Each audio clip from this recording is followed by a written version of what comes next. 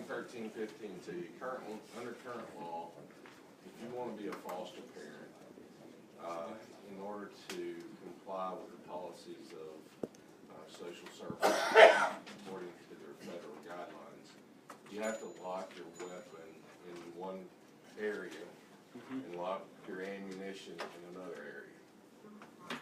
What my bill does, it says that you can lock your weapon with your ammunition so it's accessible. It has to be locked and away from the kids, but it's accessible with the ammunition. It also says that if I have my weapon on me, I can have the weapon on me as long as it's on my person. Right now, it can't even be on your person. But when you leave the home, the foster child can be in the car with you with a weapon laying on the seat.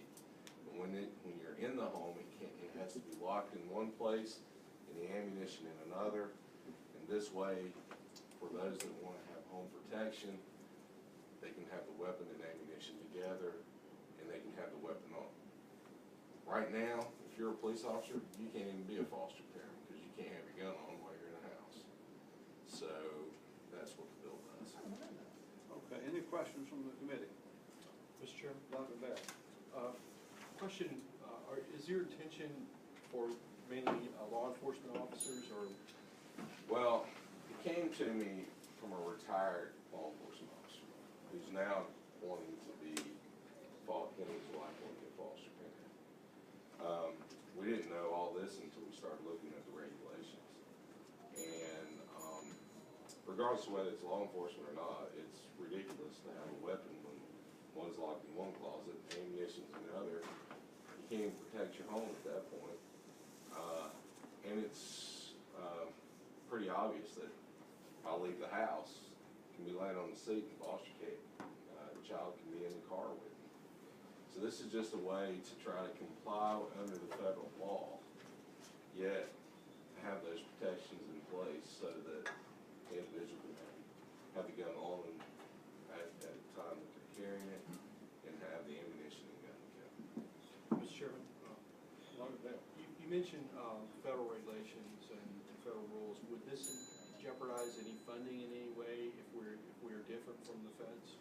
Now, when we asked for legislative services to look at the draft, we asked them to narrowly draw it to where they're in compliance with what the federal regulations are. That social services, I think, just was a little extreme on making sure the weapons are and the ammunition are required. Thank you. Any further questions from the committee? Emma, have you got any things to say as far as the Virginia code versus the federal code? No, Mr. Chairman. I believe the senator has explained. Okay. All right, anyone in the audience wish to speak in favor? Philip Van Cleve, DCBL. Yeah, when you become a foster parent, one of your responsibilities is to take care of that child. And protecting their life is a part of that. And this is a perfectly reasonable bill. Thank you. Anybody like to speak in opposition? NRA supports the measure. Thank you. No one in opposition? Yes. Okay. Hi, good afternoon. My name is Lori Hawson with the Educational Fund to Stop Gun Violence. I think that the Social Services Department does a good job in regulating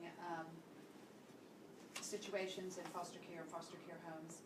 I was an emergency foster care parent at one point in my life, and trust that they understand the situation and that safe storage does make a difference. It does make a difference whether the firearm is stored, loaded, or unloaded, and for those reasons we oppose the bill.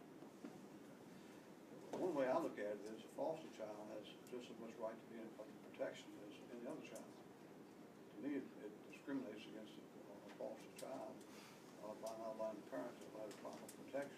Any other comment by the committee? Yes, Mr. Chairman. So, as I read the bill, a person, unless they are carrying that firearm lawfully on their person, it must be locked up. And what this does is it allows the ammunition to be within a vicinity, so that if there is a home invasion or something along those lines, the person has that much more time to be able to, they have a faster way to achieve the ability to defend themselves. So I'm all in favor of the bill, and Mr. Chairman, if I may make a motion, I would like to move to report the bill.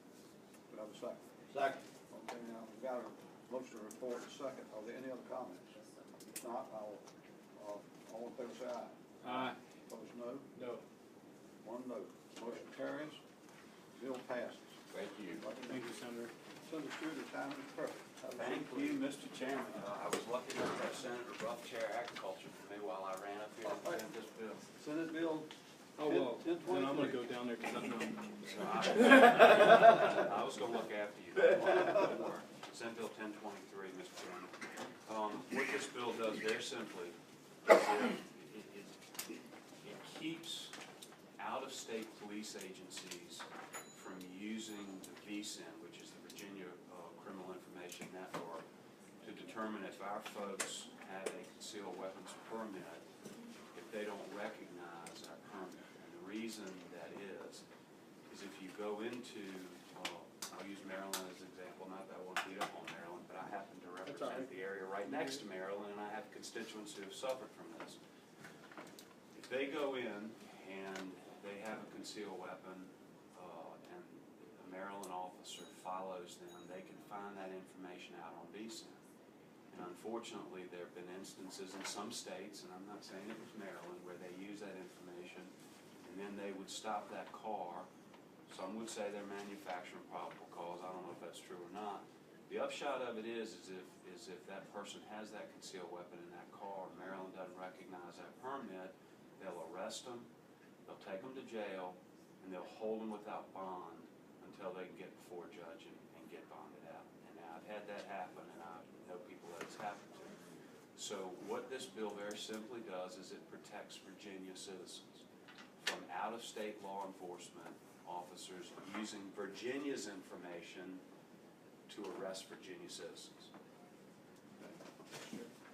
Delegate Weber. Senator, you had a similar bill last year. How does this bill differ from last year? Isn't there a little nuance? Well, I think, Mr. Chairman, Delegate Weber, I think that this was the ultimate drafting of the bill. And then because of the global thing that we were working on, we decided not to go forward with this, but to let the dust settle on that and make sure everything was right, and then come back with it this year, which So we you did. think this was the best product you had? I think this was ultimately the product that we thought was the best product and would work, given the changes we made last year. Okay, any other comments or questions from the I committee? have a question. All right, Delegate Weber. So as the bill is written, only states that recognize our concealed carry permit would have access to determine who has. That is my intent, and that's my understanding of what the bill does. They would get that information if they recognize our permit, give us reciprocity. Anyone wish to speak in favor? Yes, Philip Van Cleve, VCBL. Let me just say also, this whole thing was a surprise to us about 4 years ago. I remember many times when then Lieutenant Kemmler stood and spoke and said the state police will not share permit holder information outside of the state of Virginia. If you're a police officer of any kind of Virginia, you can find out, but we're not going to share it. And then somewhere along the line, the policy switched, and they just started handing it out. Every time they run a background check on somebody from any state, they hand out, oh, by the way, he's a permit holder. And that's supposed to be for officer safety. But the odds of a permit holder doing anything to a police officer in another state are pretty close to zero. This is more, from our view, more of a permit holder safety based upon the kind of thing that's happening in Maryland. They've had the person taken out of the car, the whole car taken apart on the side of the road, and then when they didn't find a gun, they drove off and the person had to put their car back together and take off again. The Fourth Circuit has just made this worse. About 3 or 4 weeks ago, the Fourth Circuit unbelievably ruled what you would think the Ninth Circuit would have ruled.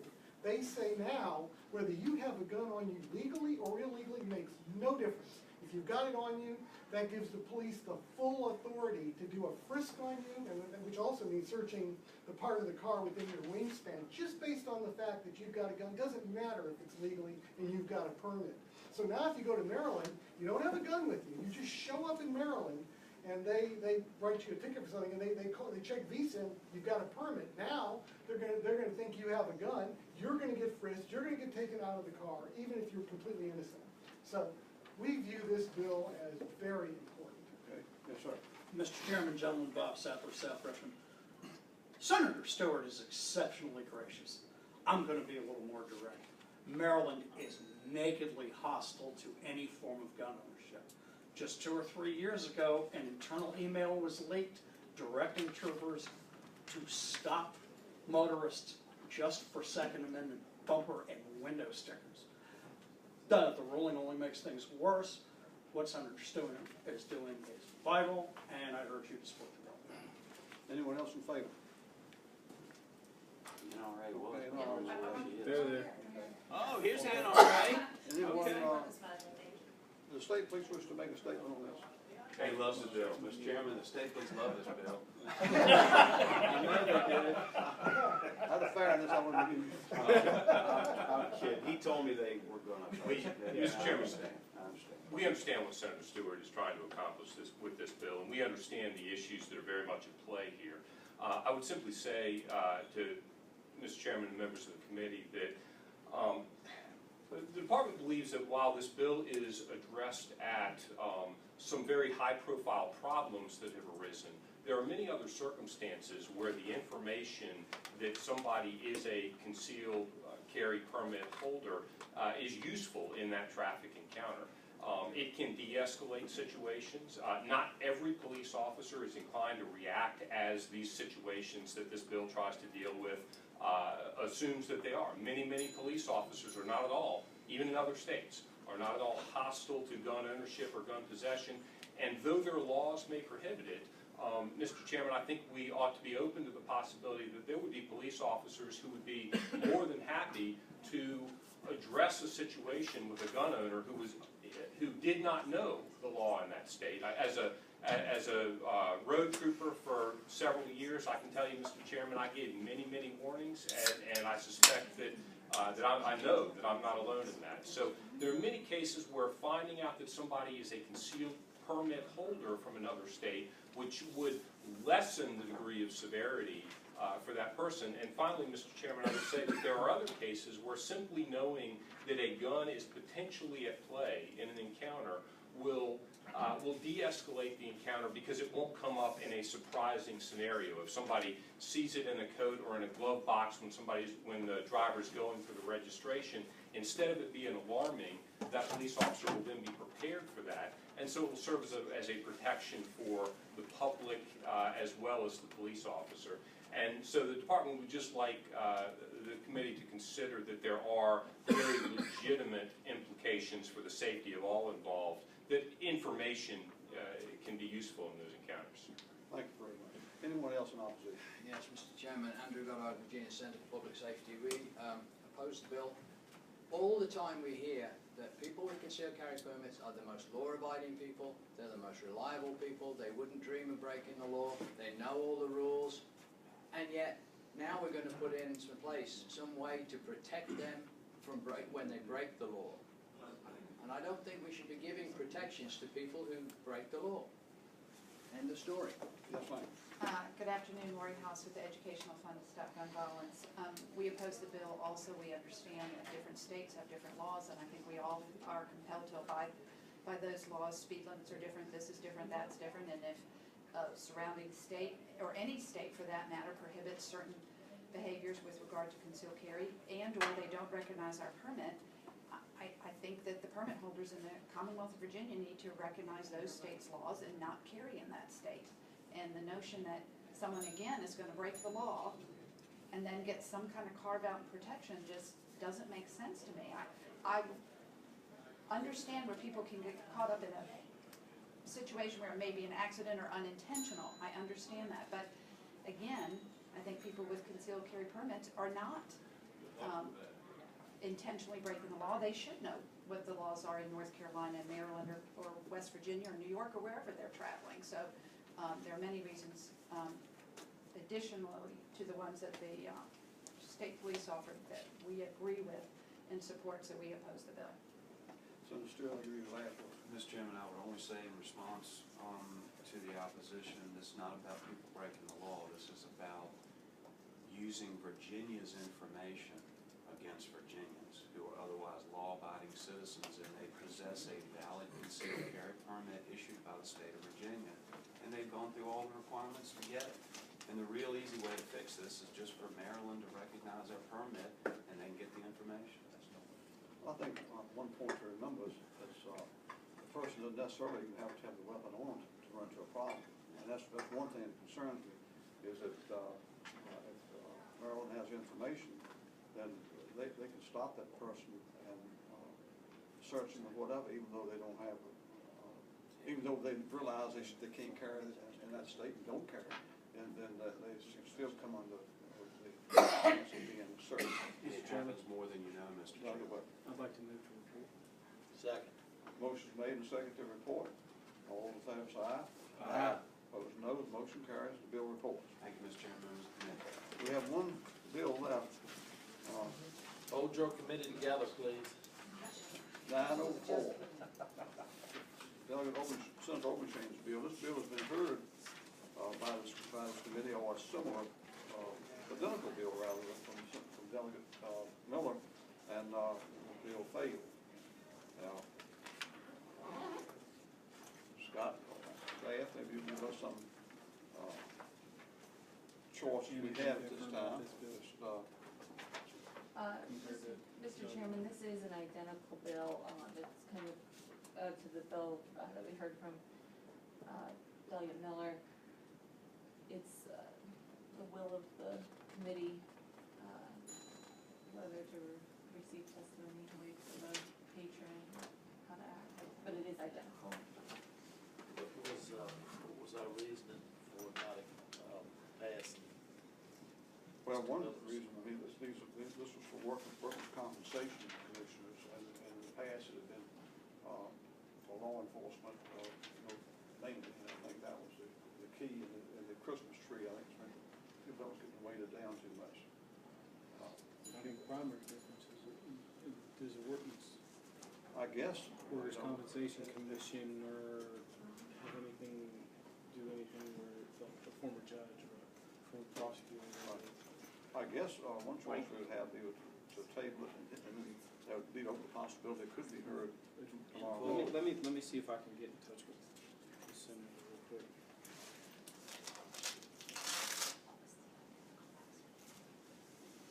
At least let him respond, unless you want to take it up in full. Well, I don't want to kill, we wouldn't be killing the bill if we was to table it. It could come back and committee tomorrow morning. You can come back and full regardless of what you do. Yeah, well, and, we just send it out. Mr. Chairman, would it be appropriate a motion just to refer to the full committee? Let me see if he's willing to come up and present his bill.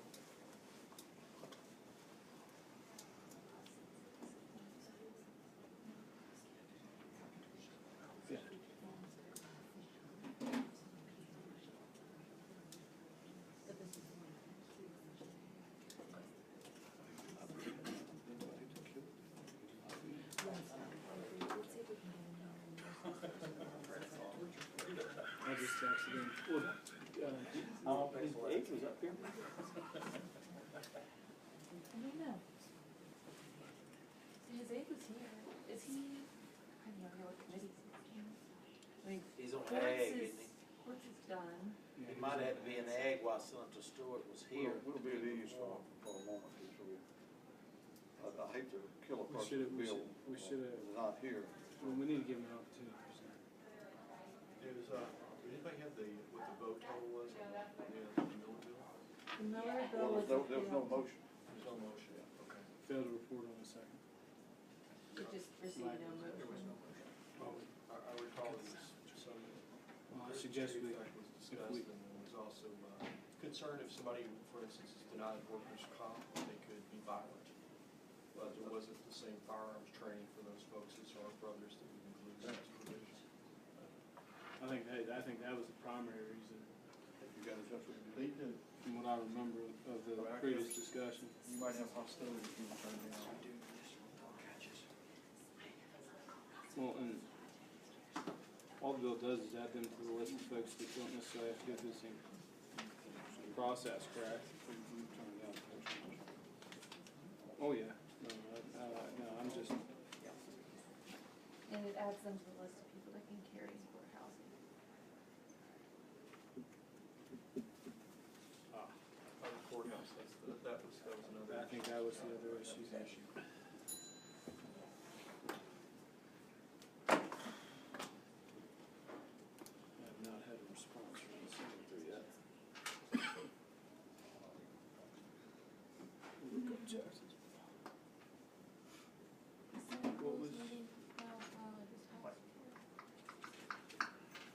What was, right. Jackson's? Is it comment? 2468. But, doesn't say where he was.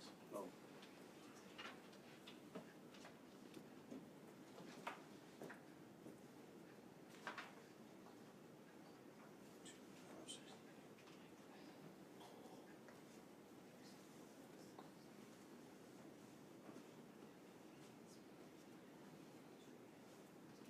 I don't think I was present. I don't- I was in Chesapeake. I think it was just, Doug Gilbert, Mr. Chairman, and Mr. Michelle. I was saying who was present throughout the hearing and Doug Miller, so. I saw Shannon Lemon go by a few minutes ago. He don't crazy out there, Shannon. Do you want me to see if he's in his office? Yeah, tell me what situation, but I'll see if there's gonna be just tell you.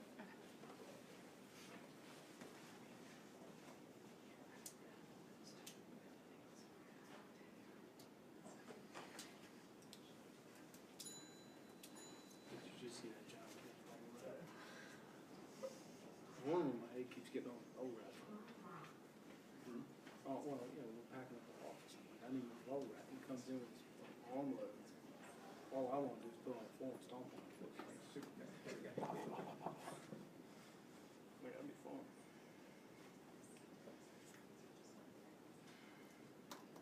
Another thing, we have to pack up the books, Steve.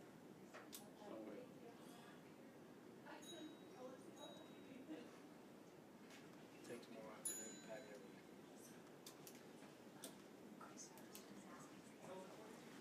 Both Delegate Mr. Fulter and his aide are gone for the day. Lemon fell to me. So let me try to text him. Yeah. Tell him. I think he said he was chairing a, public safety subcommittee of appropriations at 4:30. So he probably is not. Exactly where is that? Yeah. Lingenfelter? Yeah. Yeah, I saw him out in the hallway just maybe 10 minutes ago. Yeah, but he was chairing a subcommittee meeting at 4:30, so. Just probably on his way. Public safety subcommittee of appropriations, so he's not gonna answer his phone. Do you want me to send one of my guys down? So let's see if he's Mr. Chairman. Uh, I move to, table the meeting. Second. Well, All right, y'all do it. we'll go back. We'll go back into session. I share territory with Just a second. Just a second. We've waited, we've tried to get in touch with him, and I don't think, tabling the bill will keep it coming back up. Whatever we do is to come back up tomorrow anyway, and we've done the best we can do. We've all got other places we need to be. There's a motion to table. Do I have a second? Second. Motion made and seconded. All in favor say aye. Aye. Opposed, no. Motion carried. I'm a no vote. Did not vote. No, I'm kidding. I'm not gonna call you any names. Absolutely. I'm trying to stay friendly with my